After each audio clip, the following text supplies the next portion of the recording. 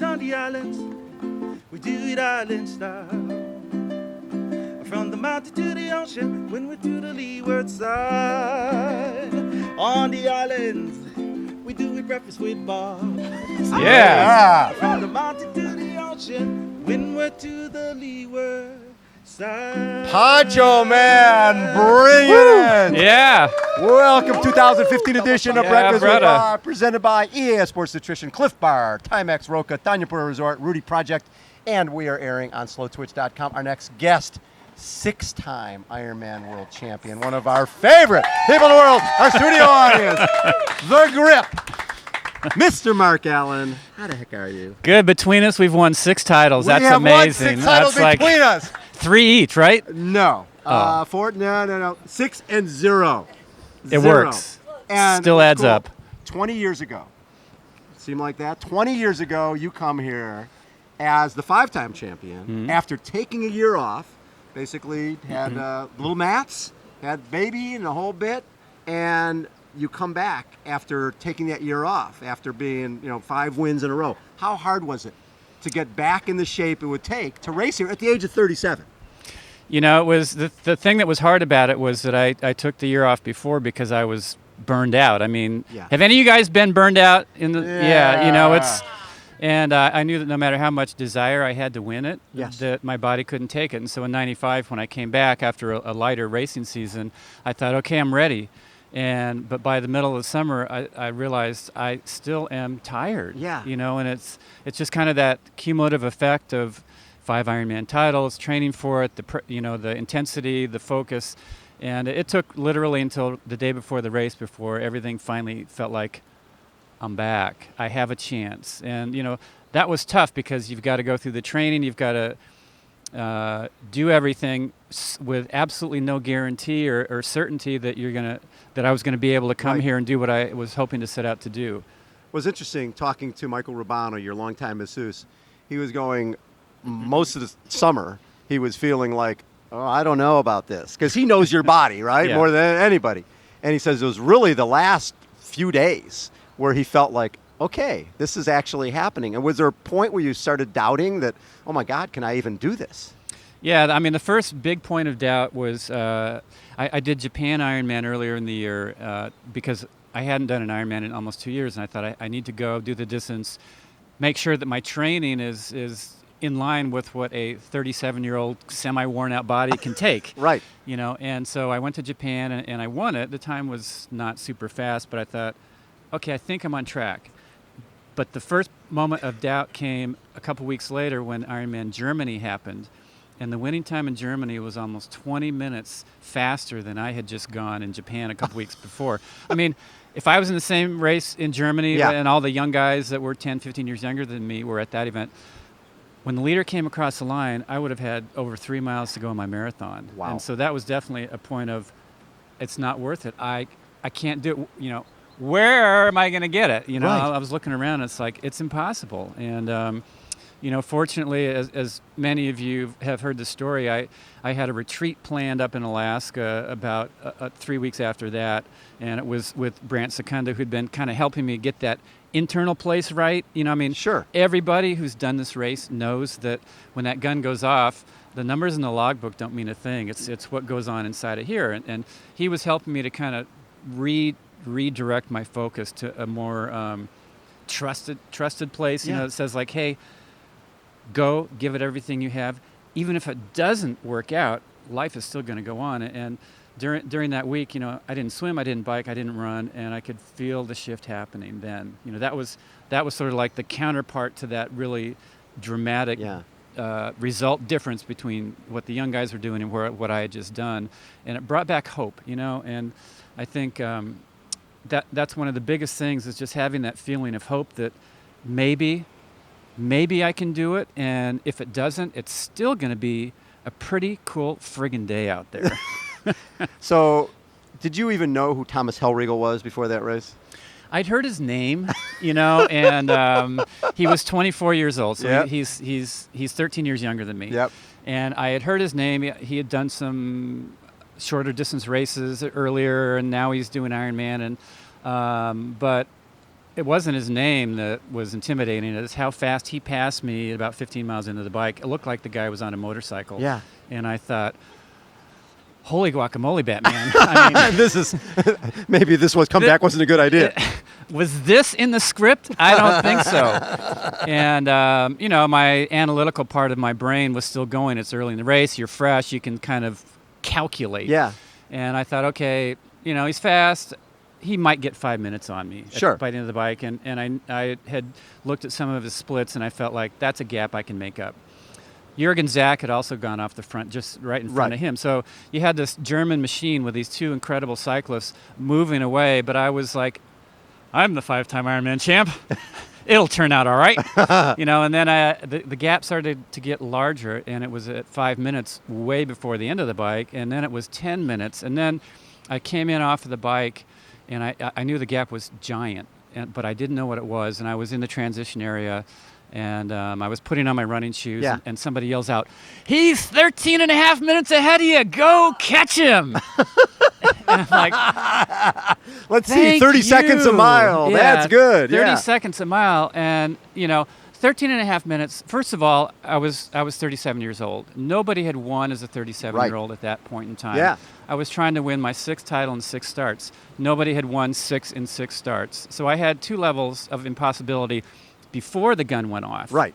And now, as I came in off the bike and I find out I'm 13 and a half minutes behind, nobody had closed that gap to be the champion. So that was my 3rd level of impossibility. I mean, you can't Google, how do you win as a 37-year-old 6th straight with a 13 and a half minute gap? Those... On a 24-year-old. Yeah, on a 24-year-old. Who's running on his way to running a 2:58 marathon. Yeah, so, I'm still trying to analyze the whole situation. I'm going, okay, 13 and a half minute gap, that's impossible. 30 seconds a mile for 26 miles straight. If I miss one of those miles, I don't catch him. That's impossible. Right. And so when I headed out, I said, what can I wrap my brain around? And I said, I'm going to see if I can make up an inch or a second every step of this marathon. Normally I would work into the pace, but this year I said, from step 1, I have to see if I can just make up a little gap every single step. That I could hold on to that thought, and so I headed out. I kind of had, hope came back, and there's thousands of people who are lining the course. The run at that time started out at the Kona Surf. At the Kona Surf, so you had to climb this huge long hill to get out of the transition area, and there's people cheering. And I got to the top of the first hill, and there were 3 old ladies who were looking right at me, and they were clapping, and they're going, "Go Mark, go Mark, go Mark. Ah, he doesn't look so good." That's all you need. I love that. And that thought sunk in, and about a mile later, I felt so bad. I thought, I don't know if I can even finish. Yeah. And then, the analyzing went out. The negative thoughts came in. Hal Regal, he's so far ahead. There's no way I can catch that guy. He's 13 years younger than me. He's 13 and a half minutes ahead. Hey, there's my hotel. Just call it a day. It's, you won 5. You don't need this stuff. And then you got the guy on the other shoulder. Yeah, What's he saying? I've got, and then, so finally I thought, this is not helping me out. And so I kind of remembered back to some of that space that I had been in when I was working with Brant, and I got quiet.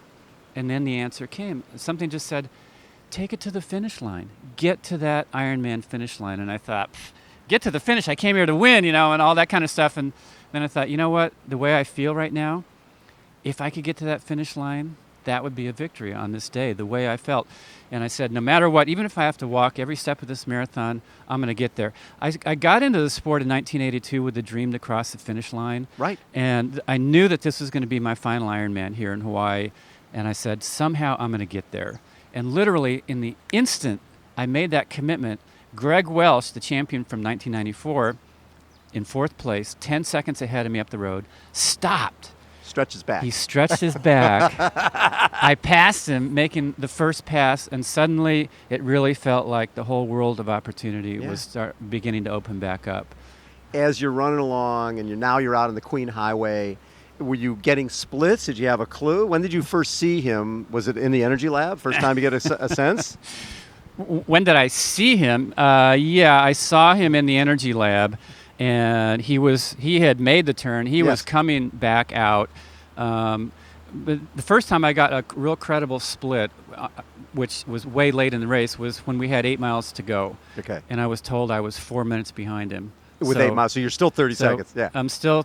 I'm making up 30 seconds a mile, but I'm still only on pace to catch him at the finish line, and that is not a good place to catch a guy who's 13 years younger than you when you're sprinting for the Ironman World Championship. When you've worked so hard to catch him. Yeah, and so, it's like, I need something else here. I need something more, but I can't find it. And, then it was just like, Hell Regal, he's so far ahead. I've seen him one time in over 2 hours of running, almost 6 hours of racing. I can't catch the guy. I'm not making up enough. All that, I was whining to myself. And whining does not make you a world champion, No. And finally, I uttered those 2 critical words that can help every single person out of those tough moments. Shut up. Yeah. Just run. One step in front of the other. Yeah, and it didn't happen instantly, but finally my mind went quiet again, and then something just said, give it 100% of what you have to give. And that's a very tough task to do when you're not sure that even giving 100% is going to give you the result you're after. Right. But I knew that that's what I had to do, and I called out to the Big Island because this place is beautiful, it's powerful, it's alive. It'll hear you, And I said, hey, Big Island, help me. I'm going to give everything I have, but I need something extra. Yeah. The next mile, I made up 40 seconds. The one after that, I made up a little over 50. The mile after that, I made up 1 minute and 15 seconds on the guy who'd been leading for over 6 hours. Yeah. Finally, at mile 20, I could actually see him. He looked tiny up there, but I could see him. The chopper must be above him. Yeah, and then about mile 23, I came up behind him, and I go, this is it. But, there's many ways that you can do it. One, you can stay behind the person, and if it looks like they're going to get weaker, you can just kind of rest until you feel that moment where it's really going to be the right time to go. Or if it seems like they're maybe a little stronger than you, your only hope is to just go by them, hoping that it'll demoralize them and then they'll give up. So we call that the Dave Scott pass. Yeah, and I had no idea which of those scenarios was going to be best. And, sometimes life just is begging you to just commit to something, whether it's right or wrong. You just got to commit. And so I said, I've just got to go. I have no idea if this is the right strategy, the wrong one. I've just got to go. And so, I had slowed a little bit behind him, and I said, now's the time. This is my time. This is my last pass of my Ironman career. And I passed him, and it felt like for a split second or a little bit longer, it felt like he grabbed onto me. And, I've seen the video over and over and over, and it didn't happen, but I could feel it. All of a sudden, he's like, there he is. I'm going to see if I can hold on. Right. But I pulled away, and I moved away, and a little bit further, and a little bit further. And finally, I could kind of look back, and I couldn't see him. And then I could really take that moment of relief knowing that, okay, I've got about 2.5 miles to go, but I think I've done it. So coming down Ali'i Drive, it's the last time, right? It's the last time. And a lot of us were like, there's no way he's really going to retire. You don't retire after winning the most important race in the sport for the 6th time. I mean, there's appearance fees, there's all sorts of stuff. But you knew deep down that you weren't going to be coming back. How emotional was that for you coming down that last stretch of Ali'i Drive, knowing you'd never do it again, and you had that unblemished 6 in a row? I have 2 Ironmans that really have sort of defined my career and also have really made me a different person. One was the first win in 1989, and then the second was this last one in 1995. In the moment, you will never know if you're having a good race. It's only after it's done and you look back that you'll be able to realize maybe what you actually did and what happened out there. When I came out of the transition area, I was ready to quit, seeing my hotel. I thought I was having the worst Ironman in my career. But now, when I look back, realize what I had to overcome to pull off that final victory. When I look back and see the thousands of times when I was ready to quit. The greatest victories can never be seen. Right. The TV show you'll never see those thousands of moments where I said, I don't know if I can do it.